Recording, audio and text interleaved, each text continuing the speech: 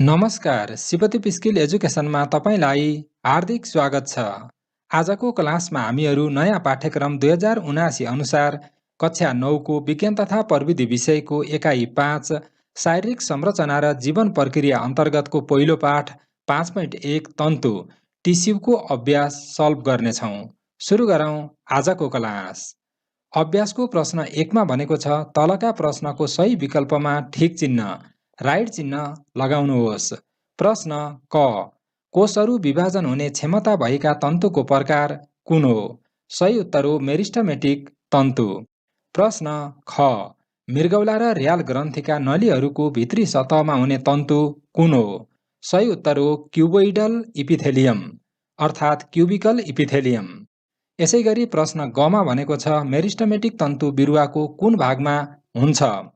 यहाँ दिएका अप्सनहरू केही न केही रूपमा सबै सत्य छन्, तर पनि हामीले यहाँ अप्सन ई अर्थात् बिरुवाका सबै भागमा अप्सनलाई सही उत्तरको रूपमा छनौट गरेका छौँ। प्रश्न घ कार्डियाक मसल तन्तु कुन अङ्गमा पाइन्छ? सही उत्तर हो मोटु।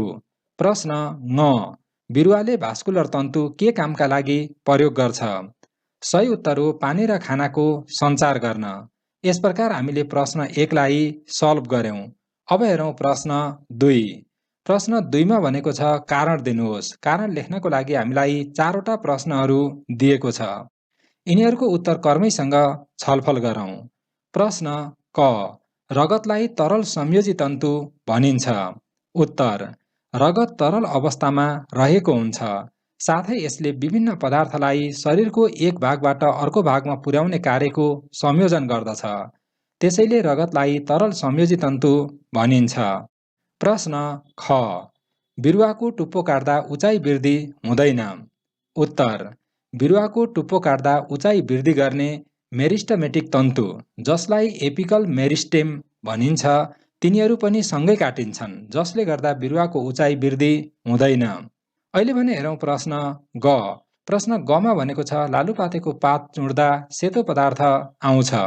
उत्तर लालुपातेमा ल्याक्टिफेरस तन्तु रहेका हुन्छन्।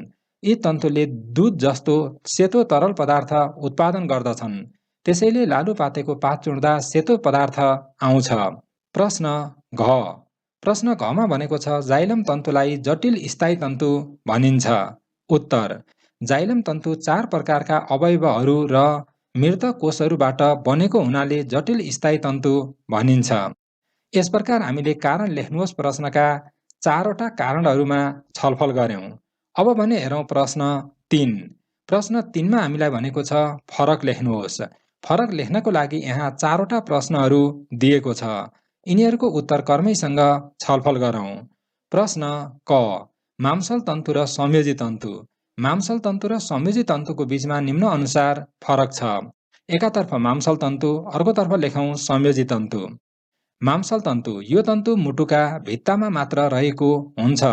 संयोजी तन्तु यो तन्तु हाड, कुरकुरे हाड, रगत, लिम्फ आदिमा रहेको हुन्छ। मांसल तन्तुले मुटुमा धड्कन सिर्जना गर्छ। संयोजी तन्तुले कोष र तन्तुहरू बीच अन्तर सम्बन्ध कायम गर्छ। यस प्रकार हामी मांसल तन्तु र संयोजी तन्तुमा फरक लेख्यौं। प्रिय विद्यार्थी भाइ बहिनीहरू तथा शिक्षक साथीहरू, कुनै पनि कुरामा समस्या रहेमा अथवा कुनै पनि कुराहरू बुझ्नु भएन भने कमेन्ट गरेर सोध्नुहोला। अनि तपाईहरू च्यानलको लागि नयाँ हुनुहुन्छ भने च्यानललाई सब्स्क्राइब गर्नुहोला, साथै भिडियोलाई लाइक गर्नुहोला। तपाईको साथ सपोर्ट मेरो लागि पनि महत्त्वपूर्ण छ। त्यसैले तपाईहरूको साथ निरन्तर रहने कुरामा विश्वस्त रहँदै अहिले भने हेरौं प्रश्न ख। प्रश्न खमा भनेको छ जाइलम र फ्लोएम। जाइलम र फ्लोएमको बीचमा निम्न अनुसार फरक छ। एकातर्फ लेखौं जाइलम, अर्कोतर्फ फ्लोएम। जाइलमतर्फ लेखौं जाइलम तन्तु मृत कोषबाट बनेको हुन्छ। फ्लोएम तन्तु जीवित कोषबाट बनेको हुन्छ। यसले जराबाट खनिज र पानी बिरुवाका विभिन्न भागमा पुर्याउँछ। यसले पातमा तयार भएको खाना बिरुवाका विभिन्न भागमा पुर्याउँछ। यस प्रकार हामी जाइलम र फ्लोएममा फरक लेख्यौं। अब भने हेरौं प्रश्न ग। प्रश्न गमा मेरिस्टमेटिक तन्तु र स्थायी तन्तु। मेरिस्टमेटिक तन्तु र स्थायी तन्तुमा निम्न अनुसार फरक छ। मेरिस्टमेटिक तन्तुमा पाइने कोषहरूमा कोष विभाजन हुन्छ। स्थायी स्थायी तन्तुमा पाइने कोषहरूमा साधारणतया कोष विभाजन हुँदैन। मेरिस्टेमेटिक तन्तु, यी तन्तु बिरुवाको जरा र काण्डको टुप्पाका भागहरूमा रहेका हुन्छन्। स्थायी तन्तु, यी तन्तु बिरुवाको काण्ड वा जराका बीच भागमा रहेका हुन्छन्। यस प्रकार हामीले मेरिस्टेमेटिक तन्तु र स्थायी तन्तुको बीचमा फरक लेख्यौं। अब भने हेरौं अन्तिम फरक स्क्लेरेन काइमा र कोलेन काइमा। स्क्लेरेन काइमा र कोलेन काइमाको बीचमा निम्न अनुसार फरक छ। स्क्लेरेन काइमातर्फ लेख्न सक्छौं मृत कोषहरू मिलेर बनेको हुन्छ। कोलेन काइमामा लेख्न सक्छौं जीवित कोषहरू मिलेर बनेको हुन्छ। स्क्लेरेन काइमामा लेख्न सक्छौं बिरुवाको जरा, काण्ड र पातको नसा फल तथा बिउको कडा आवरणको तहमा पाइन्छन्। कोलेन काइमामा लेख्न सक्छौं यी तन्तुहरू काण्डको इपिडर्मिस र पातको पेटिओलमा पाइन्छन्। यस प्रकार हामीले प्रश्न 3 मा रहेका फरक लेख्नुहोस् प्रश्नका उत्तरहरू यहाँ छलफल गर्यौं। अब भने हेरौं प्रश्न 4। प्रश्न 4 मा भनेको छ तलका प्रश्नको उत्तर लेख्नुहोस्। उत्तर लेख्नको लागि पहिलो प्रश्न रहेको छ जीवन प्रक्रिया भनेको के हो? उदाहरण सहित व्याख्या गर्नुहोस्। उत्तर: सजीवहरूको जीवन चक्र सुचारू राख्नका लागि शरीरमा हुने विभिन्न क्रियाकलापहरू जस्तै पोषण, श्वास प्रश्वास, प्रकाश संश्लेषण, परिवहन, निष्कासन, प्रजनन आदि कार्यलाई जीवन प्रक्रिया भनिन्छ। प्रश्न ख।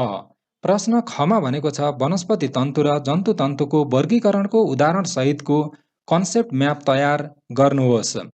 वनस्पति तन्तु र जन्तु तन्तुको वर्गीकरणको कन्सेप्ट म्याप निम्न अनुसार तयार गर्न सकिन्छ। पहिले यहाँ हामीले हेरिरहेका छौं वनस्पति तन्तु।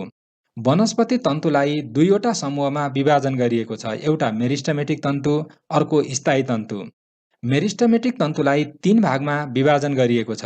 तिनीहरू एपिकल मेरिस्टेम, ल्याक्टेरल मेरिस्टेम र इन्टरक्यालरी मेरिस्टेम हुन्।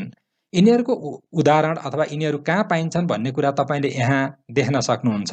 जस्तो एपिकल मेरिस्टेम डाँठ र जराका टुप्पामा पाइन्छ। त्यसैगरी ल्याक्टेरल मेरिस्टेम डाँठ तथा जराको बोक्राको भित्र पाइन्छ भने इन्टरक्यालरी मेरिस्टेम डाँठमा रहेको गाँठोको तलमाथि पाइन्छ। यसैगरी स्थायी तन्तुहरू सरल तन्तु, जटिल तन्तु र विशिष्ट तन्तु गरेर विभाजन गरिएको छ। यिनीहरू अन्तर्गत सरल तन्तुलाई 3 वटा भागमा विभाजन गरिएको छ, जटिल तन्तुलाई 2 वटा भागमा र विशिष्ट तन्तुलाई 2 वटा भागमा विभाजन गरिएको छ। यिनीहरूको नाम र उदाहरण मतलब यिनीहरू कहाँ पाइन्छन् भन्ने कुरा तपाईले यहाँ देख्न सक्नुहुन्छ। यस प्रकार हामीले वनस्पति तन्तुको एउटा कन्सेप्ट म्याप तयार गर्यौं। तपाईहरुले पनि यस्तै म्यापहरू बनाउन सक्नुहुन्छ। अब अहिले भने हामीले हेरौं जन्तु तन्तु। जन्तु तन्तुको कन्सेप्ट म्याप यस प्रकार रहेको छ। मैले यो निर्माण गरेको छु, सकेसम्म तपाईहरुले बुझ्नुहोस् भनेर यसमा कलरहरू फरक राखेको छु। भनेको कलर टेक्स्ट कलर त एउटै छ, तर पनि यो लाइन कलरहरू अलिकति फरक बनाउन खोजेको छु। तपाईहरुले पक्कै पनि बुझ्नुहुन्छ जन्तु तन्तुलाई 4 वटा तन्तुहरूमा विभाजन गरिएको छ। इपिथेलियल तन्तु, मांसल तन्तु, संयोजी तन्तु, स्नायु तन्तु। अब तपाईले के कुरा बुझ्नु पर्यो भने यिनीहरूका सबैका के छन्? भागहरू छन्। स्नायु तन्तु छोडेर बाँकीका विभिन्न भागहरू रहेका, विभिन्न समूहहरू रहेका छन्। अथवा यिनीहरूलाई पनि के गरिएको छ? इपिथेलियल तन्तुलाई पनि फेरि 4 वटा भागमा बाँडिएको छ, मांसललाई 3 वटा भागमा बाँडिएको छ, संयोजी तन्तुलाई पनि 3 वटा भागमा बाँडिएको छ र नरम संयोजी तन्तुलाई फेरि के गरिएको छ? फेरि यिनीहरूलाई पनि 2 वटा भागमा विभाजन गरिएको छ र यिनीहरू मध्ये पनि उदाहरणको हिसाबले अझ फरक बनाउन सकिन्छ।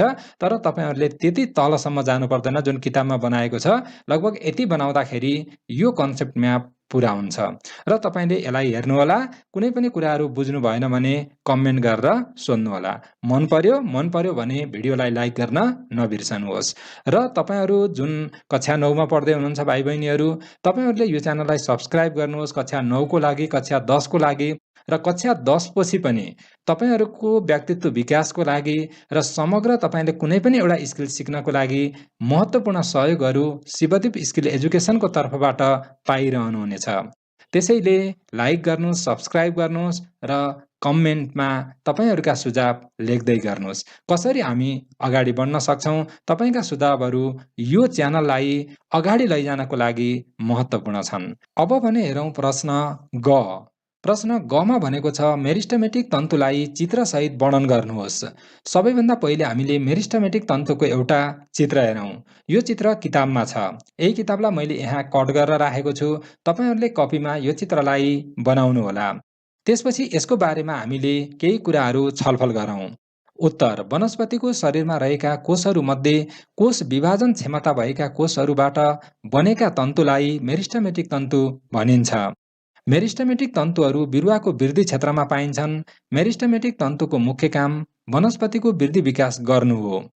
यो तन्तु पाइने स्थानका आधारमा एपिकल मेरिस्टेम, ल्याक्टेरल मेरिस्टेम र इन्टरक्यालरी मेरिस्टेम गरी 3 प्रकारका हुन्छन्। पाइने स्थानहरू तपाईले यहाँ देखिरहनु भएको छ कसरी पाइन्छन्, जस्तो टुप्पामा पाइने, कुनै पनि काण्डको टुप्पामा पाइने अथवा जहाँबाट पातहरू पलाउँछन् अथवा बिरुवाको वृद्धि हुन्छ त्यो ठाउँमा पाइने जुन तन्तुहरू हुन् तिनीहरूलाई एपिकल मेरिस्टेम भनिन्छ।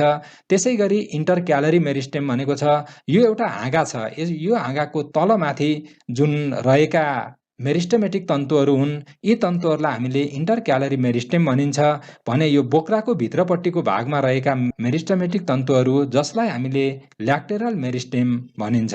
तपाईहरुले चित्र हेरेर पनि व्याख्या गर्न सक्नुहुन्छ। अहिले भने हेरौँ प्रश्न घ। प्रश्न घमा भनेको छ स्थायी तन्तु भनेको के हो, यो कति प्रकारको हुन्छ, छोटकरीमा उदाहरण सहित वर्णन गर्नुहोस्। अब हामीले यसको बारेमा पुरै व्याख्या गर्यौं चित्रहरू सहित भने यो निकै लामो उत्तर हुन्छ। त्यसैले यहाँ मैले सकेसम्म छोटो बनाएर लेख्ने कोसिस गरेको छु। मेरिस्टेमेटिक तन्तुका कोषहरूले कोष विभाजन क्षमता गुमाइसकेपछि ती कोषहरूबाट बनेका तन्तुलाई स्थायी तन्तु भनिन्छ। यिनीहरूको निश्चित आकार र साइज हुन्छ। यो तन्तु जीवित वा मृत कोषहरू मिलेर बनेको हुन्छ। बिरुवामा पाइने स्थायी तन्तुहरू यस प्रकार छन्। सबैभन्दा पहिले छ सरल तन्तु। सरल तन्तु अन्तर्गत पेरेन्काइमा डाँठ, जरा, पात, फूल र फलको नरम भागमा हुन्छन् अथवा पाइन्छन्। त्यसै गरी छ कोलेन्काइमा। कोलेन्काइमा काण्डको इपिडर्मिस र पातको पेटियोलमा हुन्छन् र अन्तिममा स्क्लेरेन्काइमा बिरुवाको जरा, काण्ड र पातको नसा, फल तथा बिउको कडा आवरणको तहमा पाइन्छ। त्यसै गरी जटिल तन्तु अन्तर्गत जाइलम जरा, डाँठ, पात तथा अन्य भागको भित्री तहमा पाइन्छ। फ्लोएम बिरुवाका सबै भागहरू जस्तै जरा, डाँठ र पातमा पाइन्छ। यसै गरी विशिष्ट तन्तुहरू 2 प्रकारका छन्। ग्ल्यान्डुलर तन्तु धतुरो, तुलसी र सल्ला जस्ता बिरुवामा पाइन्छन् भने ल्याक्टिफेरस तन्तु पिपल, लालुपाते, कटहर, रबर, आँख जस्ता बिरुवामा पाइन्छन्। यस प्रकार हामीले स्थायी तन्तुको बारेमा लेख्यौं। अब तपाईहरुले यसमा महत्त्वपूर्ण कुरा स्थायी तन्तुहरूका प्रकारहरू जान्नु पर्यो, यिनीहरूका सब प्रकारहरू जान्नु पर्यो र कहाँ पाइन्छन् भन्ने कुरा जान्नु पर्यो। यति कुराहरू जान्नुभयो भने तपाईले सजिलैसँग कुनै पनि कुराहरू सोध्यो भने त्यसको बारेमा थप कुराहरू पनि लेख्न सक्नुहुन्छ। यस प्रकार हामीले स्थायी तन्तुको बारेमा लेख्न सक्छौं। अब भने हेरौँ प्रश्न ङ। प्रश्न ङमा भनेको छ स्क्लेरेन्काइमा, कोलेन्काइमा र पेरेन्काइमाको सफा चित्र बनाई प्रत्येकका कार्यहरूको सूची तयार गर्नुहोस् भनेको छ। उत्तर: स्क्लेरेन्काइमा, कोलेन्काइमा र पेरेन्काइमाको चित्र र कार्यहरूको सूची यस प्रकार छ। सबैभन्दा पहिले स्क्लेरेन्काइमाको चित्र यस प्रकार रहेको छ। यसको बारेमा हामीले लेख्दा बिरुवालाई दह्रो बनाउनु र सिधा अडाउनु यसको मुख्य कार्य हो। त्यसै गरी यसले बिरुवामा लचकता र कडापन दिन्छ। अब हेरौँ कोलेन्काइमा। कोलेन्काइमाको चित्र यस प्रकार रहेको हुन्छ। यहाँ तपाईले कोलेन्काइमाको चित्र देखिरहनु भएको छ। यसलाई तपाईहरुले कपीमा बनाउनु होला अनि यसका कार्यहरू हामीले यस प्रकार लेख्न सक्छौं। यस तन्तुको मुख्य कार्य वृद्धि हुँदै गरेको बिरुवाका अङ्गमा दह्रोपन ल्याउने, बिरुवालाई लचकता प्रदान गर्ने हो। त्यसै गरी यसको अर्को कार्य कुनै कोलेन्काइमा तन्तुमा क्लोरोप्लास्ट पाइन्छ। उक्त तन्तुले प्रकाश संश्लेषणमा मद्दत गर्छ। यस प्रकार हामीले कोलेन्काइमाका कार्यहरू लेख्यौं। अब भने हेरौँ पेरेन्काइमाका कार्यहरू। पेरेन्काइमाको चित्र तपाईले यहाँ देख्न सक्नुहुन्छ। त्यसै गरी यसका कार्यहरू यहाँ हामीले लेख्न सक्छौं। पहिलो छ प्रकाश संश्लेषण क्रियाबाट खाना बनाउँछ। त्यसै गरी यसले खाना बनाउने, सञ्चय गर्ने तथा बिरुवालाई पुष्ट राख्न मद्दत गर्छ। यस प्रकार हामीले स्क्लेरेन्काइमा, कोलेन्काइमा र पेरेन्काइमाको बारेमा लेख्यौं। अब हेरौँ प्रश्न च। प्रश्न चमा भनेको छ इपिथेलियल तन्तुका कार्यहरू लेख्नुहोस्। उत्तर: इपिथेलियल तन्तुले मुख्यतया ढाक्ने, बचाउने, स्राव गर्ने, निष्कासन गर्ने, सोच्ने जस्ता कार्यहरू गर्दछ। यस प्रकार हामीले इपिथेलियल तन्तुका कार्यहरू लेख्यौं। प्रश्न 6। प्रश्न 6 मा भनेको छ जनावर तन्तुका प्रकारहरूको चार्ट तयार गरी पाइने स्थान लेख्नुहोस्। यसको चार्ट हामीले अगाडि तयार गरेका छौं, जसलाई राम्रोसँग हेर्नुहोला र तपाईहरुले पनि त्यो चार्टलाई तयार गर्नुहोला। यहाँ मैले फेरि दोहोऱ्याएर राखेको छु। जन्तु तन्तु, जन्तु तन्तु अन्तर्गत इपिथेलियल तन्तु, मांसल तन्तु, संयोजी तन्तु र स्नायु तन्तुहरू रहेका छन्। यिनीहरूलाई हामीले कसरी वर्गीकरण गर्न सक्छौं अथवा कसरी लेख्न सक्छौं यो यहाँ तपाईले देख्नु भएको छ। यिनीहरू कहाँ पाइन्छन् भन्ने कुरा पनि मैले लेखेको छु। यसलाई राम्रोसँग जान्नुहोस्। अब भने हेरौं प्रश्न ज। प्रश्न ज मा भनेको छ चित्रको अवलोकन गरी तलका प्रश्नको उत्तर दिनुहोस्। यहाँ हामीलाई एउटा चित्र दिएको छ। यहाँ केही प्रश्नहरू सोधेको छ। यो चित्रको आधारमा यी प्रश्नहरूको उत्तर छलफल गरौं। सबैभन्दा पहिलो प्रश्नको रूपमा दिएको छ दिएको चित्र पहिचान गर्नुहोस् भनेको छ। दिएको चित्र के हो त? फ्लोएम हो। त्यसैगरी प्रश्न आमा भनेको छ चित्रमा देखाइएका भागको नाम लेख्नुहोस्। तपाईहरुलाई यी भागहरूमा कन्फ्युजन हुन सक्छ। अलिकति ध्यान दिएर यसलाई सम्झनु होला। सबैभन्दा पहिले चित्रमा देखाइएका भागको नाम क्रमशः के रहेको छ?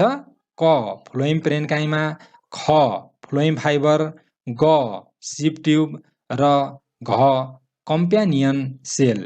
तपाईहरुले यहाँ रहेका यी भागहरूलाई राम्रोसँग ध्यान दिनु होला, किनभने तपाईहरुले किताब अनुसार हेर्नुभयो भने केही कन्फ्युजन हुन सक्नेछ। फ्लोएमका यी भागहरूलाई सम्झिँदै गर्नुहोस्। अहिले भने हेरौं प्रश्न ई। प्रश्न ईमा भनेको छ यस तन्तुको कार्य लेख्नुहोस्। हामीलाई थाहा छ फ्लोएमको कार्य। यस तन्तुको कार्य पातमा तयार भएको खाना बिरुवाका विभिन्न भागमा पुर्याउनु हो। त्यसैगरी यही अन्तर्गत प्रश्न ज अन्तर्गतको अन्तिम प्रश्न रहेको छ बिरुवामा यस तन्तुको महत्त्व लेख्नुहोस्। अब यही तपाईले देख्न सक्नुहुन्छ तन्तुको कार्य पातमा तयार भएको खाना बिरुवाका विभिन्न भागमा पुर्याउनु हो। जब यो तन्तु हुँदैन बिरुवाका विभिन्न भागमा खाना पुग्दैन, बिरुवाको जीवन सम्भव हुँदैन। त्यसैले यो महत्त्वपूर्ण छ। त्यही कुरा हामीले यहाँ लेखेका छौं।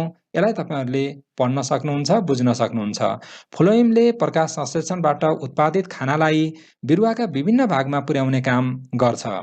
तर यी तन्तु नहुने हो भने खाना बिरुवाका विभिन्न भागमा पुग्न सक्दैन, जसले गर्दा बिरुवाको जीवन सम्भव हुँदैन। त्यसैले यी तन्तुहरू महत्त्वपूर्ण छन्। अब भने हेरौं प्रश्न झ। प्रश्न झमा दिएको छ चित्रको अवलोकन गरी तलका प्रश्नको उत्तर दिनुहोस्। हामीलाई यहाँ तीनवटा चित्रहरू दिएको छ र यहाँ प्रश्नहरू सोधेको छ। प्रश्न अ। दिएको मांसल तन्तुको नाम लेख्नुहोस् भनेको छ। दिएको मांसल तन्तु भनेको क ख ग तीनवटा मांसल तन्तुहरू हुन्। यिनीहरूको नाम क्रमशः यस प्रकार छ। क कंकालपेशी तन्तु, ख मुटुको मांसल तन्तु, घ चिल्लो मांसल तन्तु। यस प्रकार हामीले यिनीहरूको नाम लेख्यौं। अब भने हेरौं प्रश्न आ। प्रश्न आमा भनेको छ प्रत्येक तन्तु पाइने एक एकवटा अङ्गको नाम लेख्नुहोस्। अब हामीले यहाँ लेख्न सक्छौं कंकालपेशी तन्तु पाखुरामा पाइन्छ, त्यसैगरी मुटुको मांसल तन्तु मुटुका भित्तामा पाइन्छ भने चिल्लो मांसल तन्तु पिसाबको नलीमा पाइन्छ। यस प्रकार हामीले यिनीहरू कहाँ पाइन्छन् भन्ने कुरा लेख्यौं।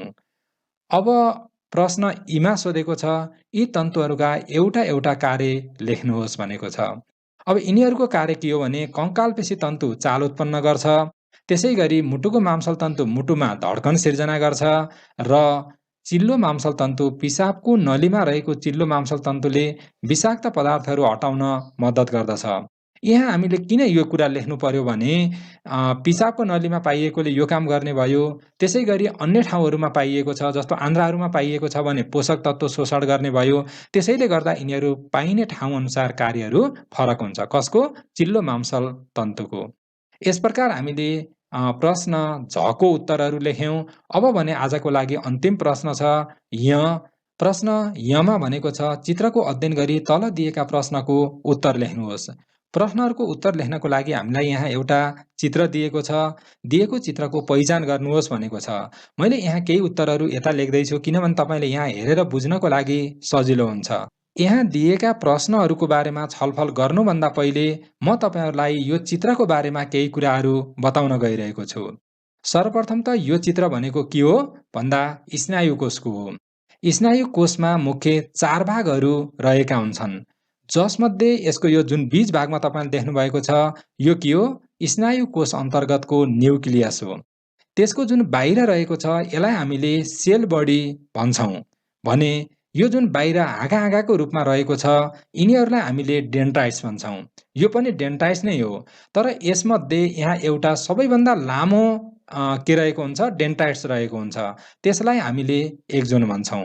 पक्कै पनि तपाईँले बुझ्नुहुन्छ, कन्फ्युजन हुनसक्छ किनभने किताबमा अलिकति कन्फ्युजन हुने गरी यो चित्र का भागहरूको नाम लेखेको छ, अलिकति छुट्याएको छैन, त्यसैले मैले यी कुराहरू तपाईँहरूलाई भने। अब तपाईँले यी सबै प्रश्नको उत्तरहरू लेख्न सक्नुहुन्छ। अब मैले यहाँ तपाईँहरूलाई क्रमशः उत्तरहरू पनि देखाउँदैछु। दिएको चित्रको पहिचान गर्नुहोस् भनेको छ। दिएको चित्र न्युरोन अथवा स्नायु कोषको हो। त्यसै गरी प्रश्न आमा भनेको छ चित्रमा भएको क ख ग को नाम लेख्नुहोस्। अब तपाईहरुलाई यो नामहरू थाहा भइसकेको छ। मैले यहाँ यिनीहरूको नाम क्रमशः लेख्दिन गइरहेको छु। पहिलो अर्थात् क हो डेन्ड्राइट्स, त्यसै गरी ख एक्जोन र ग हो सेल बडी। यस प्रकार हामीले चित्रमा भएको क ख ग को नाम लेख्यौं। अब हामीलाई प्रश्न इमा सोधेको छ क ख र ग भागका कार्यहरू लेख्नुहोस् भनेको छ। यहाँ दिएका भागहरू क ख र ग भागका कार्यहरूको बारेमा मैले यहाँ तपाईहरुलाई केही कुरा भन्दैछु। पहिलो कुरा त जुन डेन्ड्राइट्सहरू रहेका छन् यिनीहरूले के गर्छन्, बाहिरबाट सन्देशहरू यो कोषभित्र लैजाने काम गर्छन् र कोषभित्रबाट सन्देशहरू बाहिर लैजाने गर्छन्। यस प्रकार यिनीहरूले सूचनाको आदान प्रदान गर्नमा सहयोग गर्छन् है। यी सबैको काम त्यही नै हो। त्यसपछि गएर जुन यो सेल बडी छ, सेल बडीले भने के काम गर्छ भने यी सन्देशहरू जुन आएका सूचनाहरू छन् तिनीहरूलाई प्रशोधन गर्ने काम चाहिँ यसले गर्दछ र बाहिर सन्देश पठाउने काम र बाहिरबाट आएको सन्देशलाई रिसिभ गर्ने काम पनि यसले गर्दछ। अब हामीले हेरौं यिनीहरूको क्रमशः कार्यहरू। क ख ग भागका कार्यहरू निम्न अनुसार छन्। नम्बर फर्स्टमा भाग क डेन्ड्राइट्स। भाग क डेन्ड्राइट्सको कार्य अन्य स्नायु कोषबाट उत्तेजनालाई सेल बडीसम्म पुर्याउने र सेल बडीबाट उत्तेजनालाई अन्य स्नायु कोषहरूमा पुर्याउने हो। त्यसै गरी भाग ख एक्जोनको कार्य विभिन्न न्युरोन, मांसपेशीहरू र ग्रन्थीहरूलाई जानकारी प्रसारित गर्नु हो। र अन्तिममा रहेको छ भाग ग सेल बडी भनिन्छ, को कार्य न्युरोनको बाँकी भागको लागि न्युरोट्रान्समिटरहरू जस्ता प्रोटिनहरू निर्माणको साथै डेन्ड्राइट्सबाट आउने जानकारीलाई प्रशोधन गर्नु हो। यस प्रकार हामीले क ख ग भागहरूको नाम पहिचान गर्यौं र यिनीहरूको कार्यको बारेमा छलफल गर्यौं। यस प्रकार हामीले कक्षा 9 को नयाँ पाठ्यक्रम 2079 अनुसारको विज्ञान तथा प्रविधि विषयको एकाइ 5 शारीरिक संरचना र जीवन प्रक्रिया अन्तर्गतको पहिलो पाठ तन्तु पाठको अभ्यासलाई सल्भ गरेका छौं। यस पाठसँग सम्बन्धित कुनै पनि जिज्ञासा रहेमा तल कमेन्ट गरेर सोध्नुहोला। भिडियो उपयोगी लागेमा लाइक गर्नुहोला। साथै च्यानललाई सब्स्क्राइब गर्न नबिर्सिनुहोला, किनकि यो च्यानलका सोलुसनहरू तपाईलाई बारम्बार चाहिरहनेछ। त्यसैले च्यानललाई सब्स्क्राइब गर्नुहोस्। तपाई एसई परीक्षा दिँदा मात्रै होइन, त्यसपछि सम्मको लागि पनि तपाईलाई यो च्यानल काम लागिरहनेछ। अहिले भने तपाईको दिन शुभ रहोस् भन्ने कामना सहित अर्को भिडियोमा भेट हुने बाचा सहित बिदा हुन्छु। धन्यवाद। तपाईको दिन शुभ रहोस्।